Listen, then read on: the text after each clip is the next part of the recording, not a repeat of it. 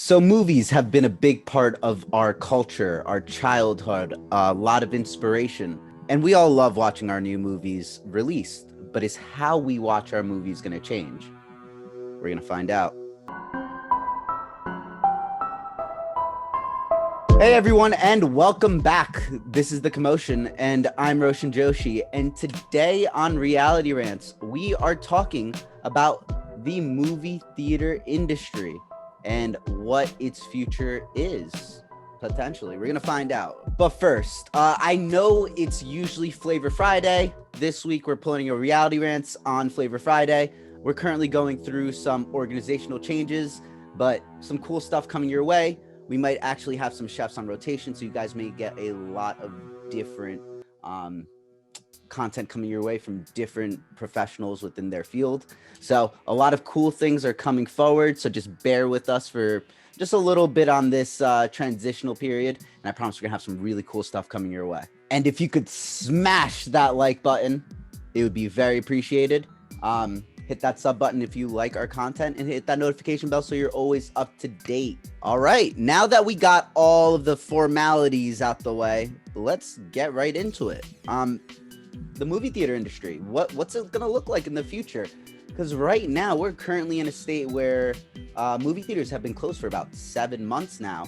So how is this industry gonna look? How's it gonna tailor for the future? So for the past 7 months, most movie theaters have been closed due to the pandemic, but now you're starting to see a few open up again within small doses here or there, unless you're on like the East Coast or the West Coast. LA and Cali are not doing it right now. And along with some of these movie theaters opening back up, of course, you're gonna have to have movies come into the theaters. So some productions have started again. But bear in mind, every so often, we're seeing the shutdown for safety. We're seeing that there may be a safety issue here or there with health.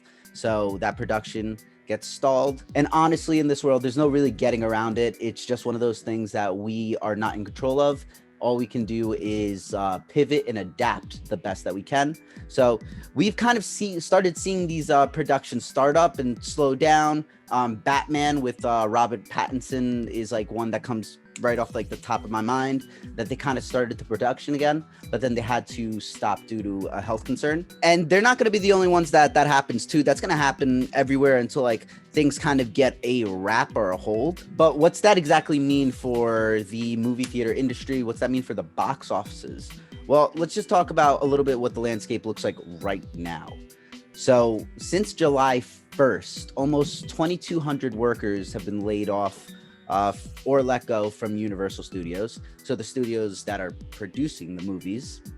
So that's the content that's going to be on the screen. So currently right now, they are not able to produce movies because of safety protocols, the responsible thing that you have to do.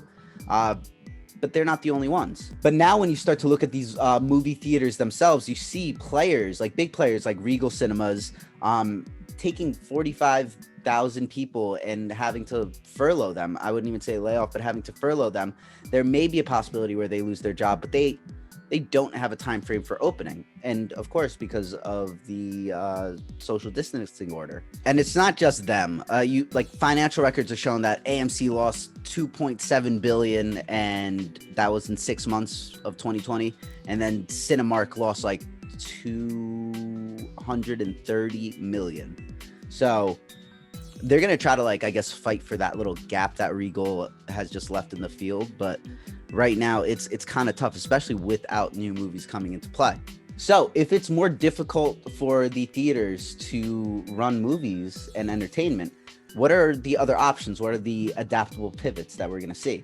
So drive-in theaters are making a little bit of a steady comeback because it is the ability to stay within your car. You have the ability to still go to concessions and stuff like that, but still be able to be distanced from everybody else. So you're going to see a little bit of a rise within that drive-in theater niche, which, before it was a norm, but now it's like a bit of a niche wherever you go. But I don't think that's going to be the biggest source of new released movies. Right now, the world has moved into streaming. So we all have pretty much streaming at this point. We all have paid, subscribed streaming methods that we're all paying for, whether it be one or two or a few. You shouldn't have more than three. It's dumb. It's a waste of money. But I digress. But you're seeing these streaming companies actually starting to pivot, and guys like Disney Plus, which was the perfect example, took their release, Mulan, which was going to be released in theaters, and actually moved it over to their Disney Plus streaming platform, where you had the ability to view this new release. Now, there are like two ways to look at it.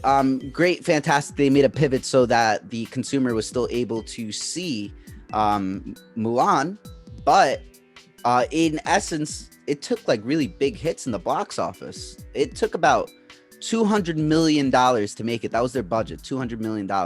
But within revenue on this movie, Mulan, they only made back $66.8 million. So is it a flop? I don't know. But did they come up? No, they did not. And that is that shift that we see with the streaming. Now, I don't know if it's because people were at home and it was a different experience, or if it's because you're already paying for a Disney Plus subscription and they had you pay an extra $30 on top of a subscription that you're already paying for a movie that you can probably potentially find online. Don't stream movies online. I'm not advocating it. I'm just saying that people can do it. It's not hard. So we kind of saw that like first format of a new release coming out on top of a subscription service. I don't know if they did it correct with $30 on top of it. Me going to a movie theater with one other person buying tickets, I'm not spending $30 on 2 tickets. So I don't know if that was maybe the right price point, but the idea was pretty solid. Now, currently, if you look at the market of like streaming services, it's packed, man. It is a very flooded market. You have Netflix, you have HBO, you have Disney Plus, you have Hulu, Amazon Prime, Sling TV, all of this stuff. The list goes on and on and on. So with this transition of potentially getting these new releases to come onto streaming platforms and creating more of a bulk within your streaming platform, a lot of these guys are going to succeed and a lot of these guys are going to fold. And I'm thinking you're going to maybe see like 2 to 3 players really hit it hard and like do very, very well with this potential new shift or adaptable model. But there are guys out there with streaming services like NBC's Peacock. And I know people that work there, so I didn't want to like on it too hard.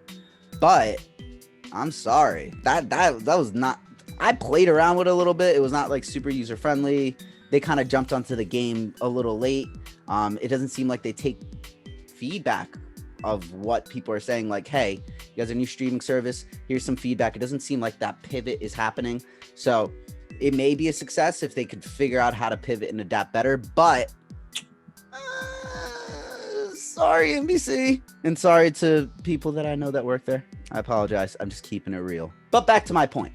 And the point is that right now we're kind of in this weird, strange transitional period where we're seeing the studios are kind of laying people off. The cinema or the entertainment business when it comes to movie theaters are kind of starting to fold here or there. And they're asking the government for bailouts, which the government's not giving them bailouts, which I understand. They're asking the Hollywood studios to bail them out with some money, and the producers are like, now I don't know if they have money or don't have money to bail them out, but it's not happening. It doesn't seem like they're happening. They wish them the best of luck, and that's an actual quote. Like, we wish you guys the best of luck, but they don't really care. Kind of seeing the change in the landscape. I'm very, very curious to see how the movie industry is going to pivot. Is going to movie theaters going to be back to the norm? Are we going to see more drive-in theaters start to pop up? Or are they going to take the bull by the horns and really figure out how to do the streaming services properly? So a lot of different things that are going to potentially come into play over the next few years. I think that the landscape of entertainment is going to change significantly over the next 5 to 10 years. So you got a little money, make sure you start investing. But other than that, make sure that you kind of keep an eye on how things are trending. So that's all I got for you guys today. Thanks again for joining us on The Commotion for this segment of Reality Rants. Once again, we're going to have our Flavor Fridays back starting next week. and then we're going to start having like a little bit of a rotationary with our chefs that are going to start pulling on board. We've already started interviewing some awesome, really cool chefs. So I'm really excited to see just how we develop and how we flourish. And the cool thing is you guys are gonna get a lot of different new content from different perspectives. So it's gonna be really cool. So make sure you're smashing that like button, hitting that subscribe button, and joining our Noti gang by hitting that bell. Stick with us, and remember, guys, stay blessed. Grinding my whole life. Stop that. Grinding my whole life.